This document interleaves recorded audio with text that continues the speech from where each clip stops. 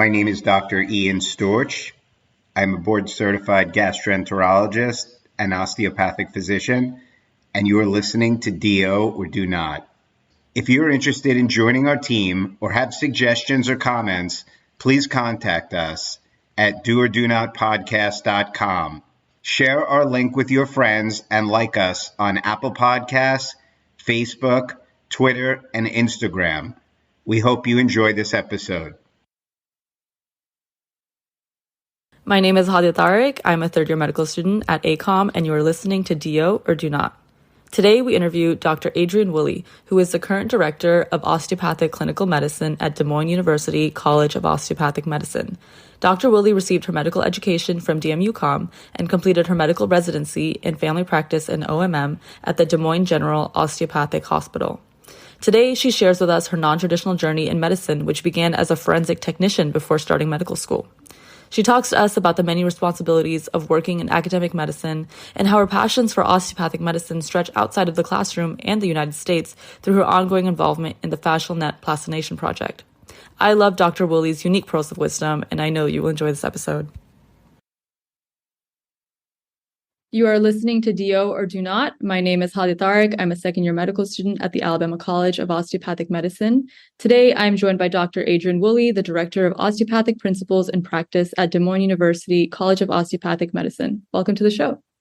Thank you very much. I appreciate you speaking with me today and me speaking with you. Yes, I'm really excited to talk to you today. So to start off, can you tell us what it's like working as the Director of OPP Education at DMU? This is actually a new position for me. It was just started a little over a year ago, July of 2021. So still trying to get my feet wet on it, but it's a very, very humbling experience because I am now responsible for all 4 years of our students' medical education as it's related to OPP. So for me, that's pretty heady to think that the decisions I am making are literally molding the future of not only so many osteopathic physicians, but ultimately the impact of the lives of their patients. So it's really quite humbling for me. The first 2 years, what we're trying to accomplish here is probably a bit easier just because our students are kind of a captured audience, for lack of a better expression, here on campus.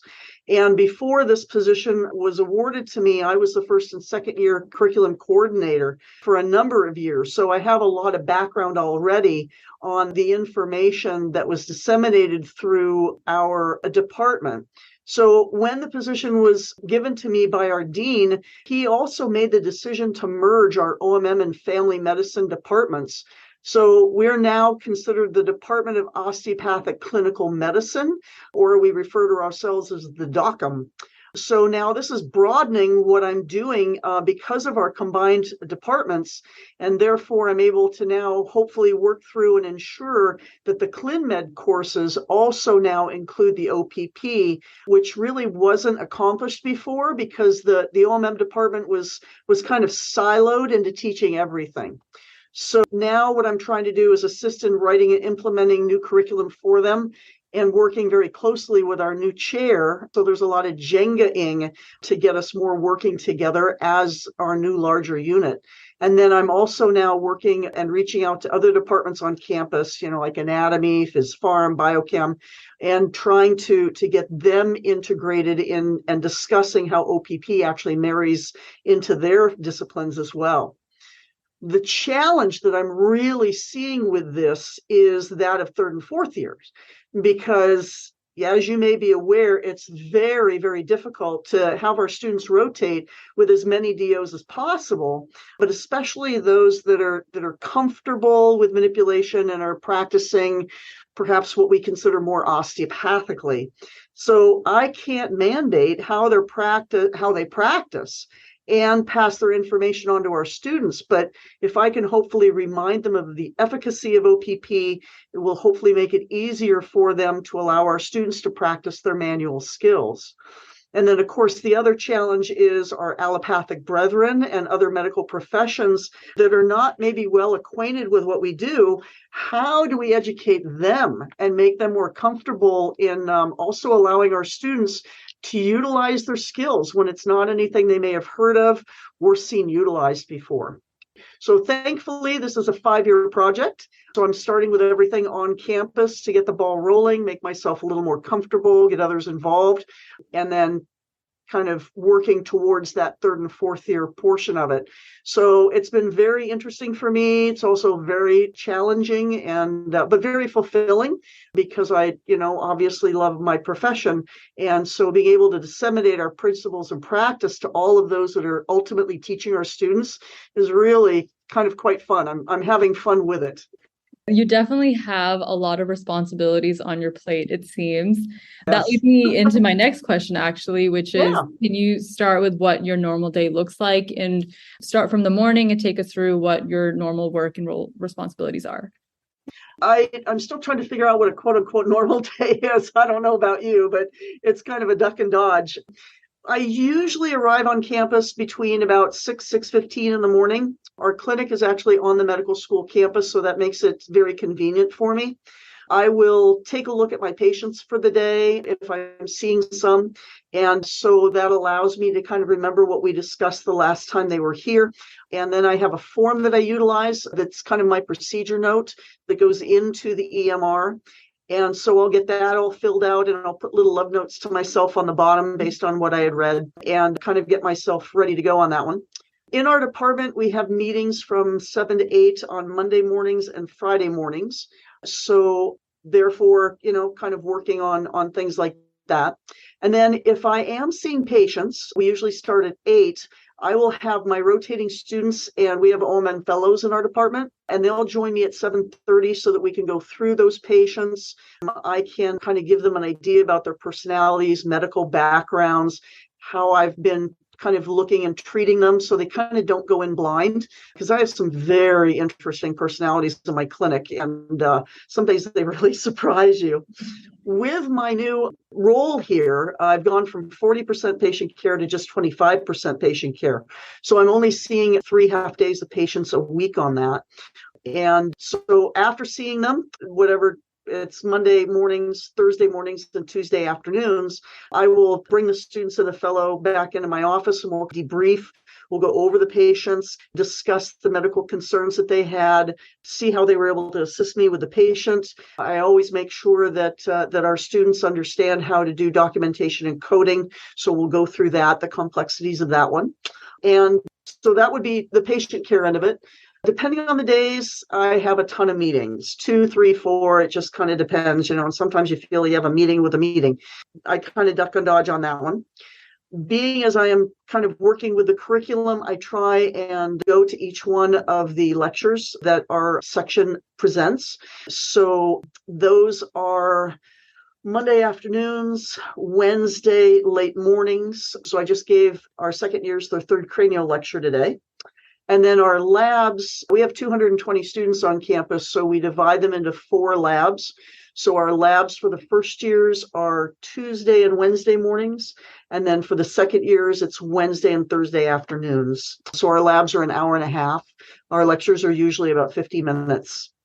And then Fridays, usually my all-day kind of pickup day, meeting with students if there's any questions or concerns, other meetings with entities on campus, and kind of odds and ends of stuff. And then I usually leave for home around 6 o'clock. So it's usually close to a 12-hour day for me. Can you tell us about DMU as a school and why students who are applying to medical school should consider it? Of course, I'm biased. I think our school is the best. But we're actually a very small campus in physical size. And I think that leads to kind of a feeling of more hominess on the campus. We are just about to move into a brand new campus. We'll be doing that July of next year. And that's about 10 miles down the road from us on the same street, but actually literally 10 miles west. And that also has been built in not a very sprawling way. So I think, again, there's that feeling of togetherness. The other thing that I think is important is we have also decided to not start any satellite schools. So we're able to concentrate our efforts and resources into just one campus. And I think sometimes that's really important, where you're not pulled in so many different directions.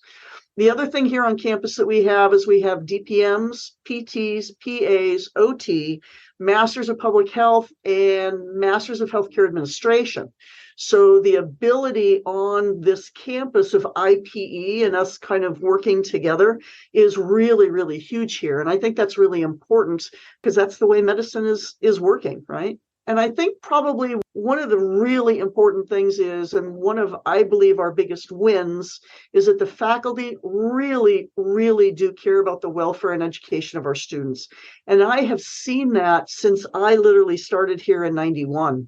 And it's not a catchphrase for us. I think it's always one of those kind of overused words, but we really do practice it daily. We have a very open door policy on campus, and we truly do want our students to succeed in their osteopathic profession. The other thing that we have is we really do have a very open door policy with our students because we so want our students to succeed in this profession. And we have a number of our faculty that have been here a really long time. As a matter of fact, there's a couple that have been here and taught me when I was here as a first-year student in 1991. So I think that really shows the staying power. It shows the commitment and the love for the school and actually really what it stands for. The other thing with having so many of the older faculty is it allows us to really kind of show ourselves as a family. And I really believe that that shows and is exemplified in the education that our students receive. If you take a look at our stats for as many years as I can remember, our students have been in the top 3 to 5 schools in board scores, and probably between 97 and 100% placement rate for residencies. So I think that's really absolutely phenomenal for a class of 220. So I'm pretty proud of that. Yes, absolutely. That is quite an impressive picture of DMU. Yeah. I'm hoping that any pre-med students listening to this are definitely going to send their application your way. Oh, we appreciate that. Thanks. We'd love to have them. As a follow-up to that, how would you describe the city and how would you describe it to someone who's considering applying?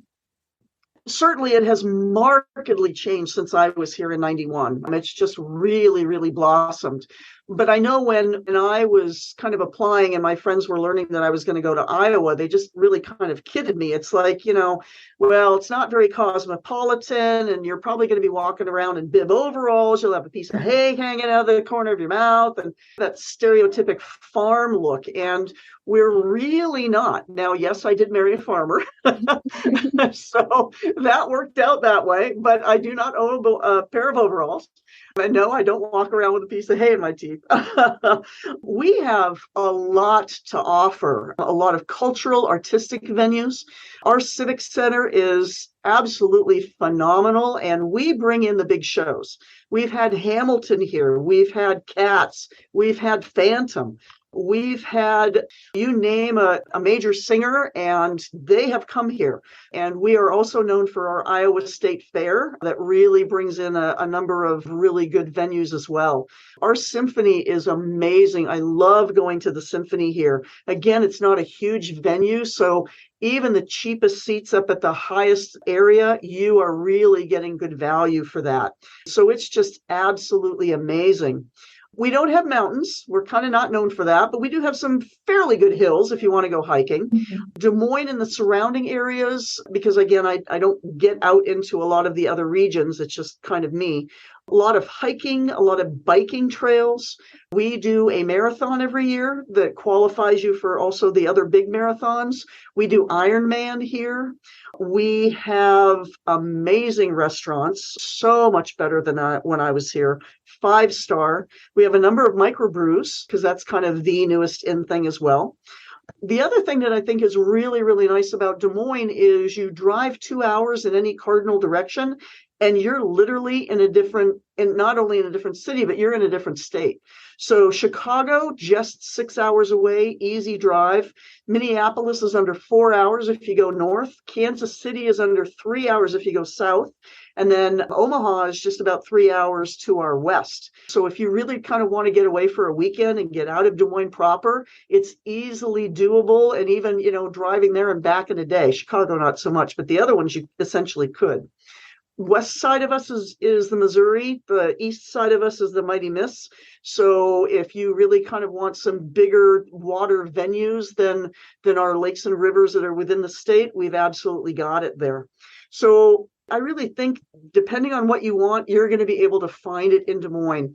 Housing prices are extremely reasonable. Our schools are very, very good. It's just really a wonderful place to live. And you'll hear the expression of Iowa nice, and it's true. We really do look at a sense of community. And, even if you're a stranger meeting somebody in Hy-Vee, you're going to help them if they need help. That's our grocery store. So it is very laid back environment. And especially when I came from the LA area, oh man, it's just night and day. You couldn't pay me to leave Des Moines. You really couldn't. So I think everybody will be happy here when they come. That really does sound like it. When you're not busy in med school, there is a lot to choose from, it seems. Absolutely, there is. We're just chilling out and hanging out with friends at a restaurant, Yeah. Very good. So now I'm going to transition into more about your journey in medicine. So can you start off with where did you go for undergraduate school, and were there any experiences there that led you into medicine or osteopathic school specifically? Yeah, sure. So as I mentioned, I actually was raised in a suburb of Los Angeles, Studio City, North Hollywood. And I went to college at UC San Diego, Revelle, so just a couple of hours south of LA itself.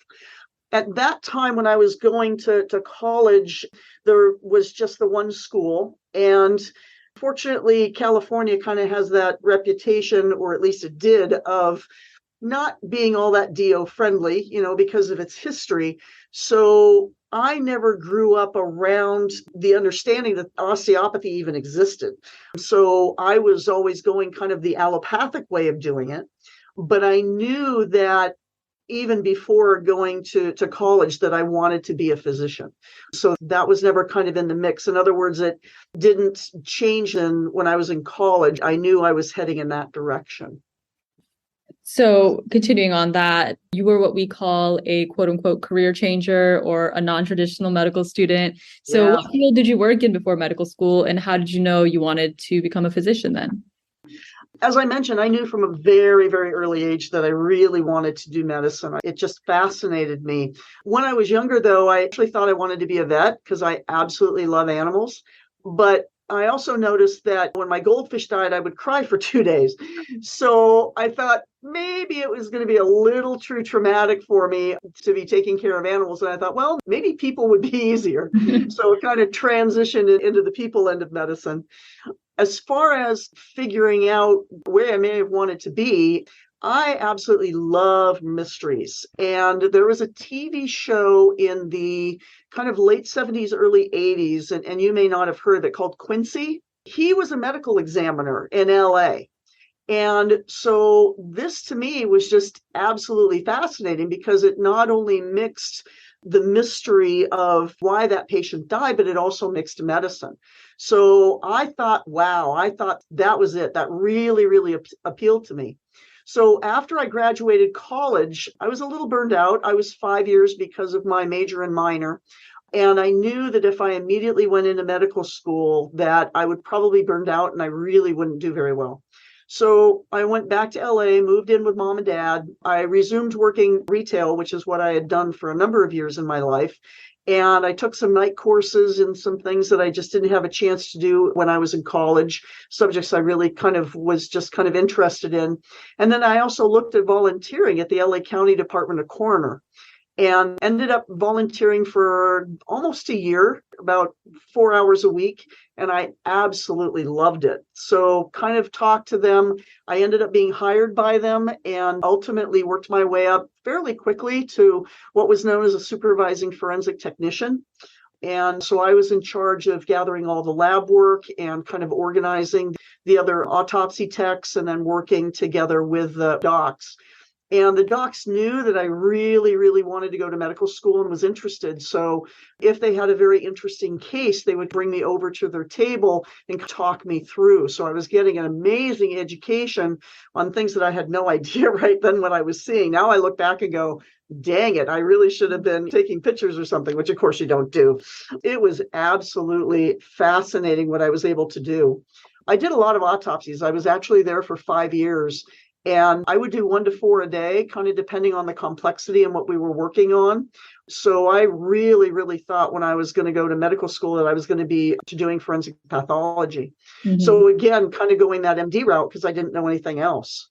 Just so happened that one day I was taking some paperwork up to one of the doc's offices, and instead of MD at the end of his name, it said DO. And I'm like, what is this? So sat down and kind of talked to him. He was actually from the Kirksville School, and he didn't do manipulation. He was doing forensic pathology, but he believed in the efficacy of manipulation. And so we really had a really nice talk.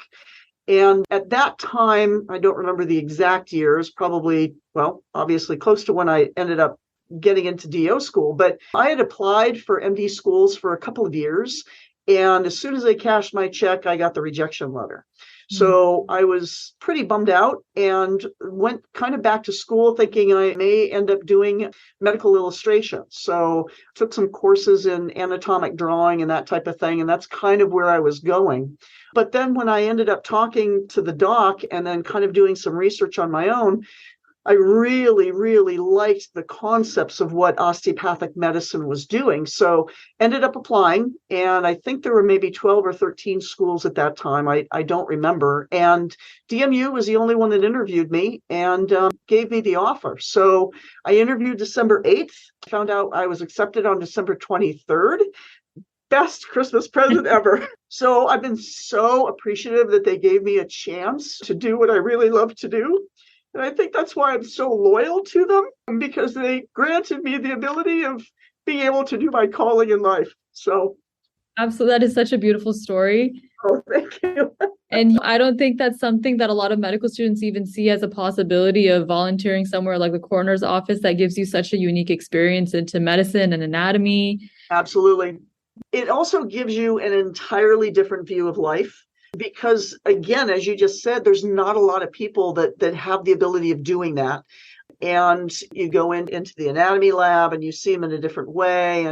But to really be able to feel what it's like to feel tissue that is different than what you get in a cadaveric lab and see them not prettily arranged, for lack of a better expression, it's just an amazing experience. I would absolutely tell everyone, if you have a chance to do a coroner's rotation, please consider it. For me, it was very much life-changing. So how was your experience at DMU, and did you do any special extracurricular activities or research that stood out to you? Well, again, my experience here I thought was really phenomenal. It was a little bit difficult in the beginning, kind of getting back into the intense studying, because I graduated college in 84 and then I started here in 91. So there was a group of us that were the non-traditionals, because I was 30 when I started medical school. And so we had a tendency to kind of study together because we kind of commiserated together. And that camaraderie was really kind of the key of, I think, getting us all through, because with each of us having a different background, what one of us didn't understand, the other one would, or be able to explain it in a different way than what the profs were doing. And so we were able to banter back and forth and really work together and really help all of us within the group. There was about 6 of us, really get comfortable and kind of get through the hard times, shall I say. The other thing that we were able to do is, because we would get together on weekends at everybody's house, kind of do a potluck and everything, is we would take study breaks and we would treat each other with OMM. So we were able to bring everything together. I think you had mentioned extracurricular activities. I didn't really do a lot. At that time, the way the school was structured, there wasn't a lot of events. They're like elective courses or other things that we could do. I did take the cranial course as a first year, so I did do that, but I didn't really do much of else. At that time, too, research was not a big deal on campus, and I had done research in college at the Scripps Institute on HIV, and it just didn't really trip my trigger. So I pursue it here. Our section, we're now called the OMM section, part of the department. Our fellows are now actively engaged in research, OMM research. So I am assisting a little bit with that. But no huge projects do I have in my past to kind of go from there. I honestly am a huge proponent for group study. After hearing what you're saying, it's definitely carried me through my first 2 years. It's kind of nice to just get together in a bitch session too. Pardon Yes. the expression. But sometimes you just got to vent. You can certainly do it to the dog and cat, but it just doesn't mean the same No, it that doesn't. those that are going through it with you and really do understand where you're coming from on it. How did you decide on your specialty and what about it appealed to you the most? So, as I mentioned, I was really convinced I was going to go into forensic medicine when I started here. I had done some research on the OMM portion of the curriculum, and definitely when I had talked to the doc, but I really wasn't thinking that at all. I thought, wow, that's kind of cool, but it really kind of hadn't tripped my trigger. When we started in the OMM labs, I think is when my concept of my true future career actually changed. I played a lot of sports in my youth, girl athlete of the year, and any sport I could get my hands on, I would definitely do. And I loved it. But unfortunately, I actually sustained quite a bit of injuries doing that. And I hurt quite a bit all the time. And when we started treating in the OMM labs, I started to realize that I was feeling better. I didn't have as much discomfort. I had more range of motion than I had had in years. And for me, that was kind of that aha moment that, wow, this is really cool. And it's what we talk about where you can listen and see it done, but until you experience it firsthand and feel the effects of it or see a patient's life change with what you're able to accomplish with your hands, it really doesn't start to sink in on how amazing and valuable this skill is.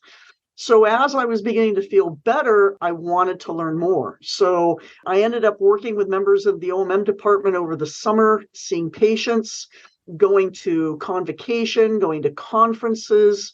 I TA'd as a second year and just really immersed myself in the study of OPP. And that kind of became just a no-brainer on what I was ultimately going to be doing throughout my career.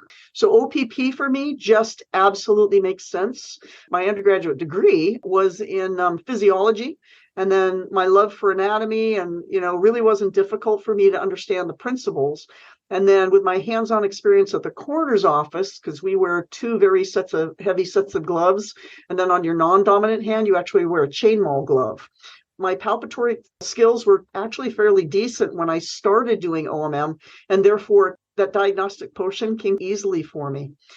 The other thing that's been helpful is my brain sees in 3D. So the understanding of complexities of sacrum, the cranium, all those really kind of difficult concepts came easily to me. So I've been kind of blessed in that way that it just all chinked into position for me. And boom, that's kind of where I ended up doing more OMM than forensics. That sounds like the perfect story of someone finding their calling. Yeah, absolutely. I'm, as I say, I'm kind of blessed that way. It worked out very well for me. How did you end up applying to residency and what was your experience like? Applying to residency back then is totally different than it is now. There's a lot more laxity, shall we say, when I was here as a student than the regimented ways of doing it, because there's so many more of you than there were when I was in school. I'm kind of a stay-at-home person. I don't like moving around a lot. And so I really kind of wanted to do most of my rotations in one place here in Des Moines. And I was able to do that. I did all but one rotation here in Des Moines. That one rotation, I went back to California and actually did forensic medicine again. So it was kind of cool to kind of be on the flip side of it, understanding medicine. Yeah. Instead of what's that? The majority of the docs that I rotated with here in town when I was third and fourth year were the docs that were actually teaching us in school. And they were all related through a hospital called Des Moines General Osteopathic Hospital here in town. So pretty much all of my rotations, I was being seen at the hospital.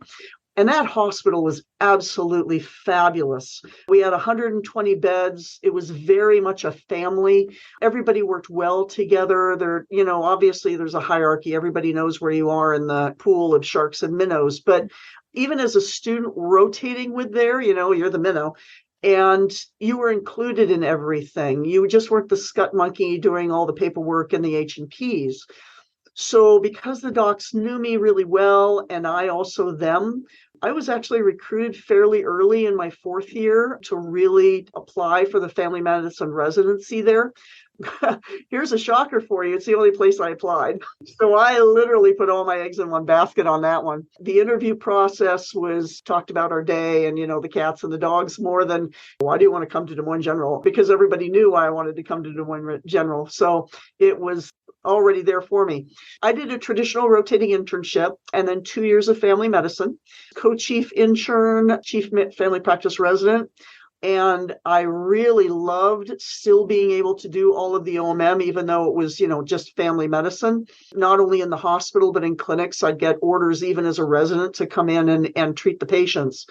Iowa itself does not have, nor did it have, an OMM residency. So when I was an intern, I actually worked with the AOA and the AAO and actually got all the paperwork done and totally approved and actually started a 2+1 family medicine OMM residency here that I entered after my first year traditional rotating internship.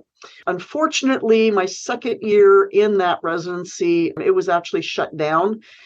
That was really kind of obviously a bummer for me and for everybody else, because it was like, let's get this rolling.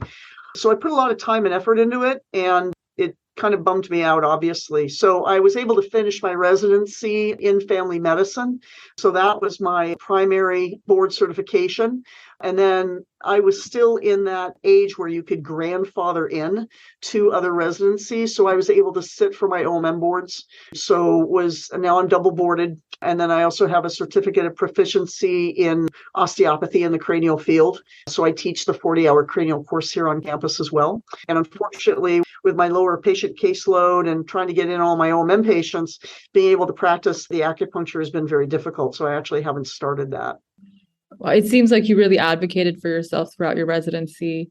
I certainly tried.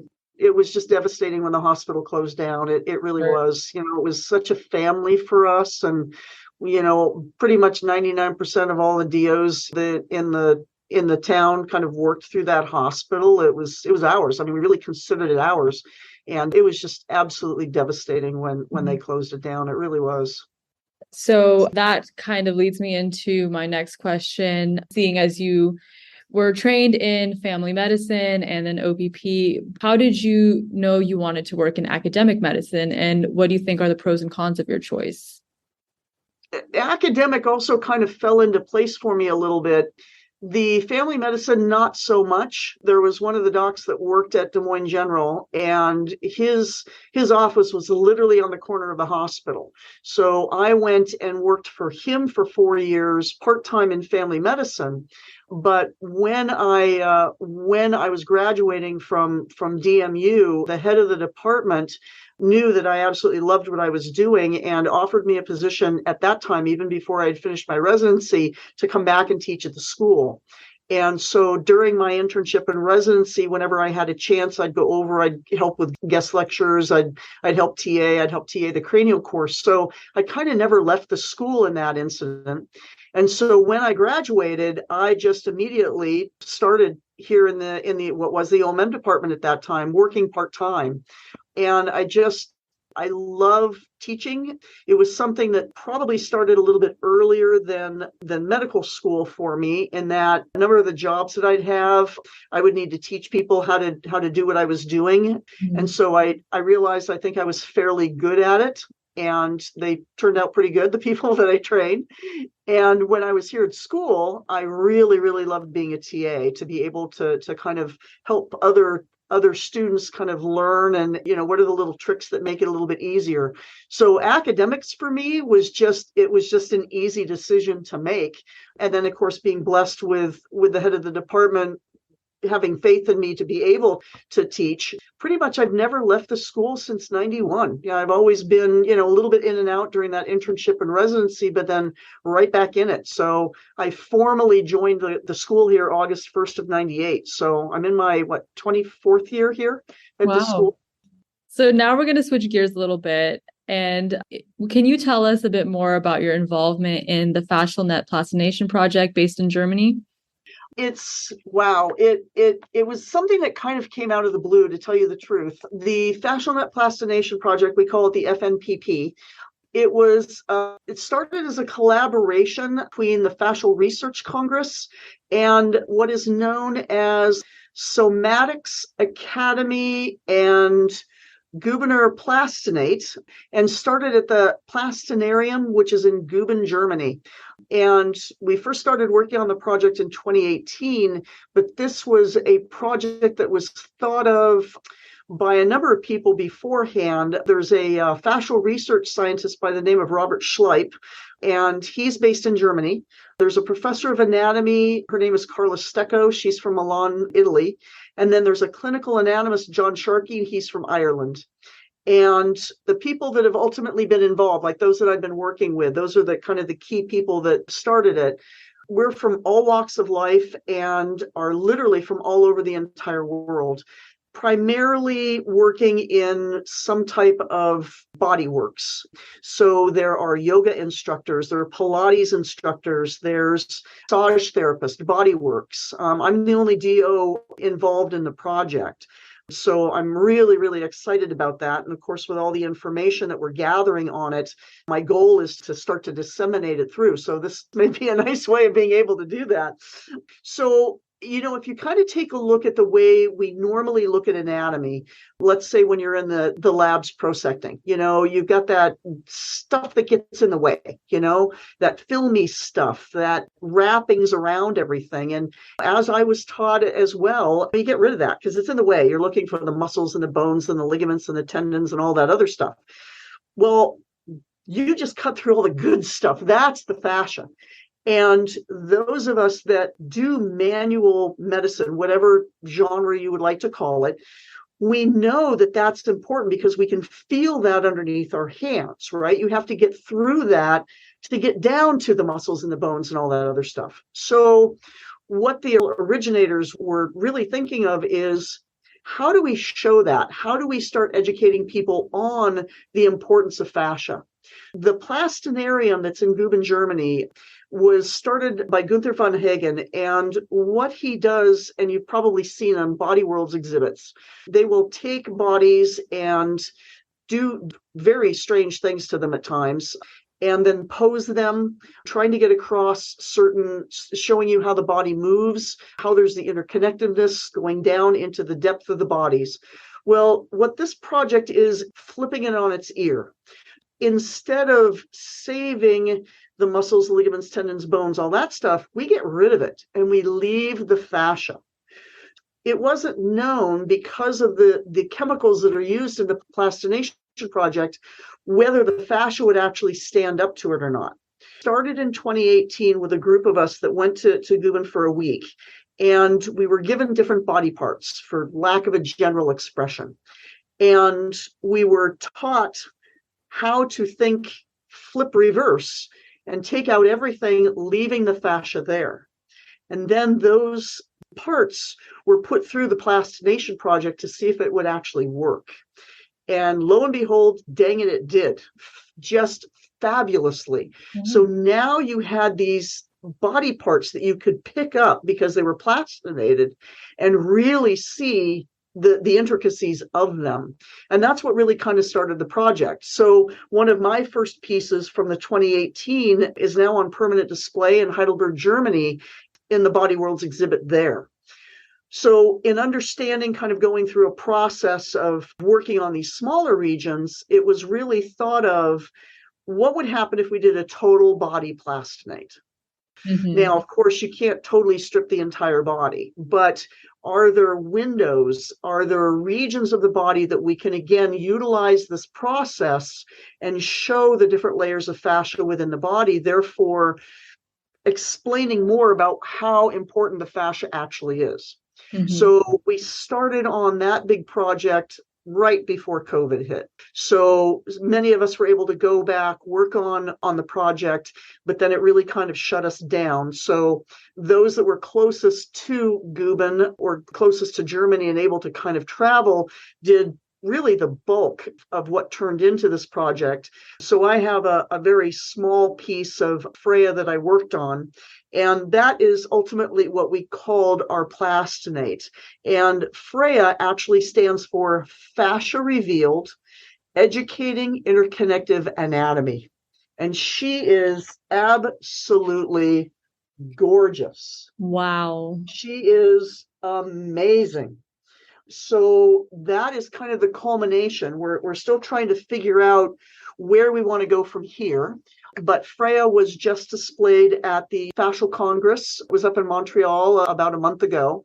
And she is now on permanent display at the Body Worlds in Berlin. And a number of the other pieces that we've worked on over the years are also there as well. So they kind of carved out an entire area of the Body Worlds exhibit for the Fascial Net Plastination Project. There are a number of articles that have now been written. There's going to be a book written on the entire project. There is a small movie that is kind of the first part of the movie. It'll be in 3 parts. It's called The Secret Life of Fascia. And it's just been an absolutely amazing journey because, I work fairly well with my hands, but in now getting back into the anatomy lab and really kind of now taking a look at a different way of looking at body structures, it's really, really changed how I address and assist my patients because I now have that better understanding of what I was doing when I was doing those prosections. And it's really kind of changed and allowed me to exponentially be able to put forth a totally different way of teaching and treating my patients, and a lot better respect for the tissues that I'm feeling underneath my hands, and a more heightened sense of what I'm trying to accomplish and paying attention to what those tissues are doing for me. So it's been absolutely amazing. I think it's made me a better practitioner, a better healer, and hopefully a better teacher. So for those of you out there, please go online and look up Fascial Net Plastination Project. And we've kind of formed a conglomerate of a lot of the information based on our project. So there's a lot of it out there. And we certainly encourage everyone to really kind of take a look at this, because I really think it's going to really change the way those of us who work in any type of manual medicine take care of our patients. I think this is the coming edge. We're kind of the beginning of the tsunami, shall we say, of putting forth a new way of practicing medicine. It's also given me a broader understanding of what massage therapists do, what body work do, yoga. It's just amazing. It's really, I've loved it. I just want to continue on as much as I possibly can. To think how you can translate something like that in both the academic and clinical setting, there's so many ways you can take that information. Very valuable. Dr. Woolley, you've had such an impressive career and journey through medicine and academia. Could you tell us one thing about you that made you successful, aka what would you say your superpower is? I've never really thought of myself as any more special than anyone else. And I do believe I really don't have a big ego just because I'm a doctor. We have our students, of course, do student evaluations of us every year and submit that to know, are we doing with our students and get across what we're doing? And one of the things that I've noticed on that over the years, which for me is just consistently humbling for me, is they talk about how passionate I am about our profession. And I get very emotional, as you know. I mean, we kind of talked about this earlier, because it's just, God, it's such wonderful stuff that we end up doing. And I just get overwhelmed, I think, with everything, especially with like the FNPP project. And I guess maybe that's maybe my superpower is my emotion and my passion for what I do, and the hope that people pick up on that, which I think the students are doing, and realize that, this doesn't just have to be a job for you. This is a calling for many of us. And it's just, this is sincere for me. It's not, I'm not clicking this on and off. This is a wonderful, absolutely amazing profession. And it has so much to offer. And not only, to us as professionals and as physicians, but what we are able to do for our patients. And I hope this passion rubs off on people and makes them realize again how lucky we are to be able to do what we do every single day of our lives. It's just, for me, it's just phenomenal. It really is. Speaking with you just for a little bit today, I have definitely seen how passionate you are about the field and your work. And I'm sure your students are honored to have you in the classroom to teach them that. Oh, thank you. I really appreciate that. Thanks. Lastly, in terms of personal questions, how do Yeah. you maintain a work-life balance with such a busy schedule? Uh, And do you have time for any hobbies? yeah, it's sometimes really difficult. I'll be honest with you, especially, with me working pretty much a 12-hour day. I have an amazing husband. He's a farmer and he understands that this is a pretty intense profession. His brother actually went to our school as well. So, he's kind of seen it from a flip side and he's extremely supportive. He will help out as much as possible. He leaves me alone when I really have to kind of focus in and kind of work on stuff. There's many days where I have a lot of projects, a lot of lectures, labs that kind of build up very quickly. It kind of depends on the time of year. And I really kind of sequester myself, after dinner, kind of shut the door into our office and just kind of try and get everything accomplished. And sometimes I'm in there until we go to bed at night. But when I do have free time, which I always try and make, because I really do believe that's important in the grand scheme of things, life and family are absolutely the most important. So spend time with him. My 98-year-old dad lives with us. So I try and spend as much time with him as possible. He loves to do puzzles. So we sit down on the weekend and try and, work on the puzzle together. And we've got two Pembroke Welsh Corgis. They're about 3.5 years old. So they definitely keep us entertained. I've got two barn cats. So there's always tummies that need to be rubbed and all that good stuff. And love working with my hands. Big surprise on that one. So we refurbish furniture. We build furniture. I love woodworking. Just anything I can do to build stuff, tear stuff apart, clean it, put it back together again. And of course, still going back to I still love mysteries. So I love reading murder mysteries and love to curl up, on the sofa with a book and, put the fireplace on, especially this time of year. And usually have a cat draped over me one place and a dog next to me rubbing a puppy tummy and spend a nice quiet night with my family. So it's kind of where I come from. That sounds like the perfect way to unwind. Okay, that leads us to our grand finale question. What was the best piece of advice you got throughout your education that you always think of and would like to pass on to other students? Yeah, this was a difficult one too. You think back on how many people have actually influenced you in your life, and you take away things from each of them, and each one of them, kind of mold you and make you into who you are today. I would think maybe the universal theme, shall we say, is never give up. It's not easy being in medical school. Our profession is not easy. And there will be days when you absolutely doubt yourself and your career choice. And it happens to all of us. It happens to me still. There are some really good days and some bad days where I'm like, wow, what the heck was I thinking? And so I sit down, I think, and I go, if I wasn't here, where would I be? And I can't think of another answer. And I think that's kind of it. You really have to love what you do. You want to get up in the morning and know that this is where you want to be. It's not a job, it's not a career, it's a passion for you. And I think that will ultimately come across. And as I mentioned, I've been so very blessed to be here at the school as long as I have. The sense of purpose that osteopathic medicine offers for so many of us and so many of our patients, they're just absolutely just wonderful, wonderful people that have put their faith in you to take care of them. That's pretty heady. So, yeah, there are going to be days where, as I mentioned, it's really, really difficult to get your butt out of bed. But think about that. Where else would you be? So never give up. You're going to stumble, you're going to fall, but you need to just pick yourself up and keep going on. And ultimately, when you kind of get to where I am and you look back, wow, what a journey. Just absolutely amazing to think of everything I've been able to accomplish, how I've been able to help so many students over the years become hopefully really good osteopathic physicians, and how many patients I've been able to assist in keeping them healthy.